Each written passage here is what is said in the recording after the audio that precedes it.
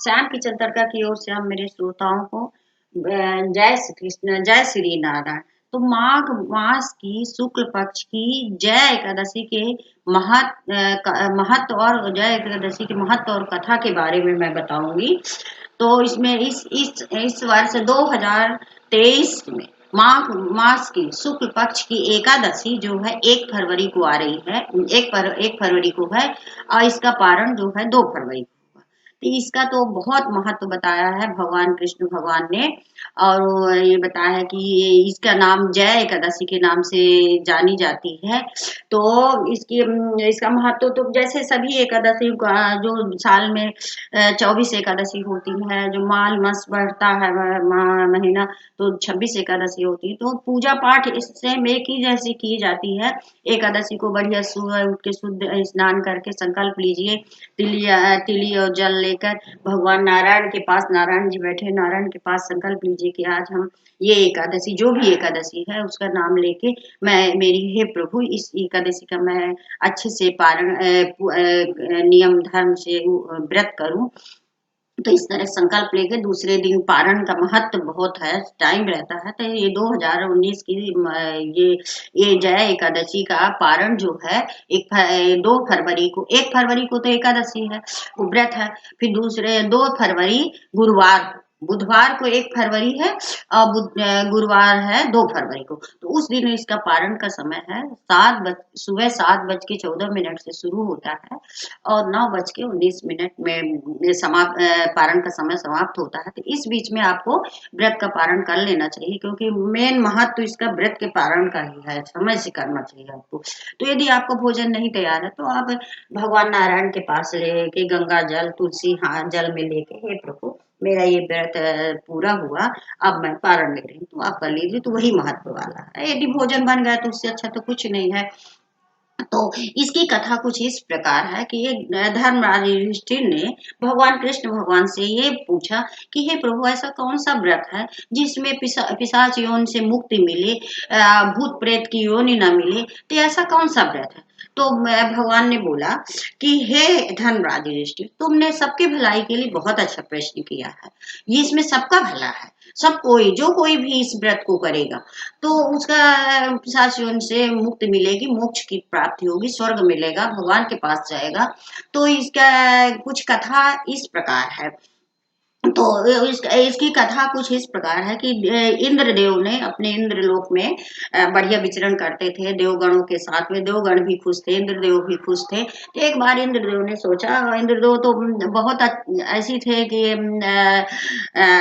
अप्सरों के पास जाके नृत्य गान अपना मनोरंजन किया करते थे। तो उन्होंने वो गए वहां अप्सरों के वहाँ अप्सरों के लोग, अप्सरों के लोग में गए। तो वहां जाके बैठ गए और पुष्पवती अप्सरा बहुत सुंदर थी, वो नृत्य करती थी। तो पुष्पवती और मालवंत दोनों ही थे। तो वो बैठ गए। मालवंत जो सुर ताल और गान करते थे, सुर ताल मिलाते थे, और लोगों अप्सरा उनके सुर ताल से नृत्य करती थी, जिससे इंद्रदेव खुश होते थे। अप्सरों का तो सभी कोई देखते थे वहां।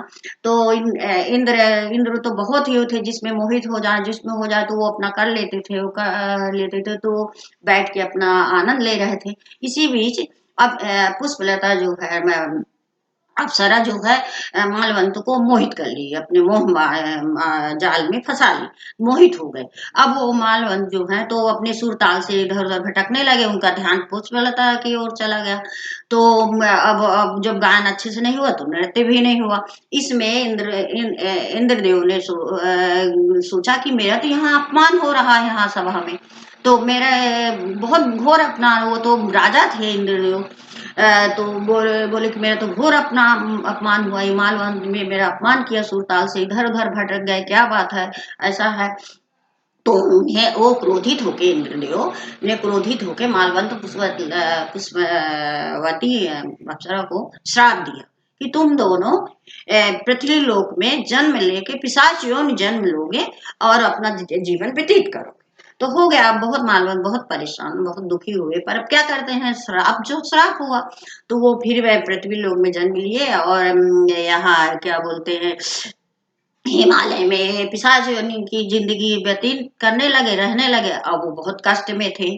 भूत पिशाच जो होते हैं तो वो बहुत कष्ट में रहते हैं, तो बहुत परेशान रहते थे। बहुत पर से एक दिन उन्होंने बहुत ग्लान किए कि हे भगवान, इससे अच्छा तो मेरी मृत्यु हो जाए। मैं ये क्या पिशाच योनि मेरे को मिली है, मैंने ऐसा कौन सा अपराध किया है, पाप किया है जो मुझे पिशाच योनि मिली है। तो भगवान भी, नारायण भी जब किसी भक्त के ऊपर खुश होते हैं, देखते हैं कि ये फालतू में इसको दंड मिला है क्रोधी, तो वो किसी न किसी भेष में प्रकट होते हैं। तो नारायण में एक साधु के भेष में प्रकट हुए, बोले क्या है पिशाच, तू कैसे कष्ट में। तो वो बोलने लगा कि अरे इससे अच्छा तो मैं क्या बताऊं कि ऋषि बात, इससे अच्छा तो मेरी मृत्यु हो जाए। मैं पिशाच योनि में भुगत रहा हूँ, न जाने क्या किस जन्म का मेरा फल। तो उन्होंने अब भगवान तो है तो बोले होगा तुम्हारा पिछले जन्म में जो जैसा कर्म करता है उसके अनुसार फल मिलता है, पर इसका उपाय भी है निराकरण का। तो कोशिश आदमी करना चाहिए। तो वो भगवान ही तो थे, नारायण ही थे मान लीजिए। तो फिर बोले कि कहो भाई मैं क्या करूं। तो वो बोलते हैं कि अभी माघ मास की शुक्ल पक्ष की एकादशी 4-5 दिन में आने वाली है, वो उसका व्रत करो। तो उसका व्रत करने से आदमी को मोक्ष की प्राप्त होती है, पिशाच योनि से मुक्ति मिलती, भूत पिशाच से मुक्ति मिलती है। तो तुम उसका अच्छे से व्रत का पालन करो और उसका पालन करो और देखो कि क्या होता है। तो फिर और तुम पीपल वृक्ष के नीचे बैठ जाओ और वहीं अपना दिन रात अपना व्यतीत करो। तो वो ऐसे ही करते हैं। तो एक पीपल के वृक्ष के नीचे अपना बैठ जाते हैं रात दिन और ठंडी में अपना रहते हैं। दूसरे दिन जब प्रभात होता, सुबह होती है, तो क्या देखते हैं कि उनको पिशाच योनि से मुक्ति मिल गई है। वो जैसे थे वैसे हो गए हैं और उधर पुष्पलता भी हो गई है। तो देख के खुश होते हैं कि अरे मेरी तो पिशाच योनि से मुक्ति मिल गई है। तो वो फिर जैसे एकादशी आती है, उस दिन से वो रहते ही है। फिर एकादशी आती है तो एकादशी का व्रत पालन सब कुछ उन्होंने किया था, तो उनको इस तरह का मिला। तो फिर आप जाके देव वहां स्वर्ग लोक में जाते हैं, इंद्र देव के पास गए। तो इंद्र देव देख के आश्चर्य हो गए कि मालूम तुमको तो मैंने श्राप दिया था, तुम तो पिशाच योनि में थे, तुम तो कैसे फिर हो गए। तो बोलते हैं कि मैंने ऐसा ऐसा किया है।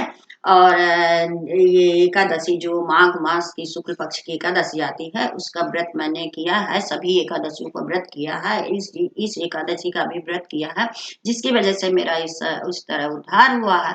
तो फिर इंद्रदेव जो है खुश होते हैं, बोले मालवंत, जो कोई भगवान नारायण विश्व भगवान और भोलेनाथ का जो उपासना करता उसके मैं भी उसके साथ मैं भी हूँ, मैं भी करूंगा। ऐसा करके फिर बोलते हैं कि जाओ तुम दोनों तुम पुष्पवती अप्सरा, और तुम अच्छे से जीवन व्यतीत करो, रहो और इसी तरह से करो। और तो फिर बोलते हैं कि जो कोई भी इस एकादशी का, वैसे एकादशी का सभी एकादशियों का अलग अलग महत्व बहुत अच्छा, सभी व्रतों का सभी व्रतों से सबसे अच्छा व्रत यही माना गया है, सबसे बड़ा व्रत एकादशी का। इसको कर सकते हो तो ठीक है, नहीं कर सकते हो तो आप कथा का जरूर श्रवण करिए, पूजा कर लीजिए। पूजा करने में कुछ नहीं, रोज अपने घर की पूजा करते हैं आप, तो नारायण की पूजा तो रहना चाहिए, हमेशा फोटो रहना चाहिए भगवान की, और अपने दिल में बसा के रखना चाहिए कृष्ण भगवान की, उनका सबको त्रिलोकी नाथ है सब। तो पूजा करना चाहिए और एकादशी का उपवास करना चाहिए। तो ये माघ मास के शुक्ल पक्ष की एकादशी को सबको व्रत करना चाहिए, जया एकादशी के नाम से जानी जाती है। उसी समय से इंद्र ने बोल दिया कि ये जया एकादशी, जय विजय हो गया। और इस एकादशी का जो भी अच्छे से व्रत करेगा, पालन करेगा, पारण करेगा, भगवान नारायण को करेगा। और इसमें माघ मास में काली तिल का बहुत महत्व है। इसका दान करना चाहिए, इसी से अक्षत रखना चाहिए एकादशी को। इसी को दान करो, गौ को खिलाओ, गौ को पूजन करो, गरीब भिक्षारी जो है जिनके पास जिसकी जरूरत होती उसी को दान देना चाहिए, है ना। तो उसको दो तो बहुत फल मिलता है। तो हम यही कहना चाहते हैं कि इसे सभी एकादशी को व्रत कर सकते तो ठीक है, नहीं कथा का जरूर श्रवण करिए। मैं तो सब ये एकादशी को थोड़ा थोड़ा डाल ही रही हूँ, जो भी मैं जानती हूँ, मेरे को जानकारी हुई है। तो आप भी इसका श्रवण करिए और अपने शेयर करिए, अपने दोस्तों में, सब में शेयर करिए, साथियों में, दोस्तों में, और इसको आगे बढ़ाइए और एकादशी के व्रत तपस्या करिए। जय जय एकादशी की जय। बोलो नारायण की जय, बोलो विष्णु भगवान की, बोलो त्रिलोकीनाथ की जय, बोलो भगवान कृष्ण भगवान की जय। और युधिष्ठिर ने भी इस व्रत को किया है और शुरू किया है युधिष्ठिर के द्वारा। सभी जन जन में ये कथा एकादशी गई है। हे भगवान, हे भगवान, जय श्री राम, जय श्री राम। बस इतना कह के मैं कथा का विराम देना चाहती हूँ।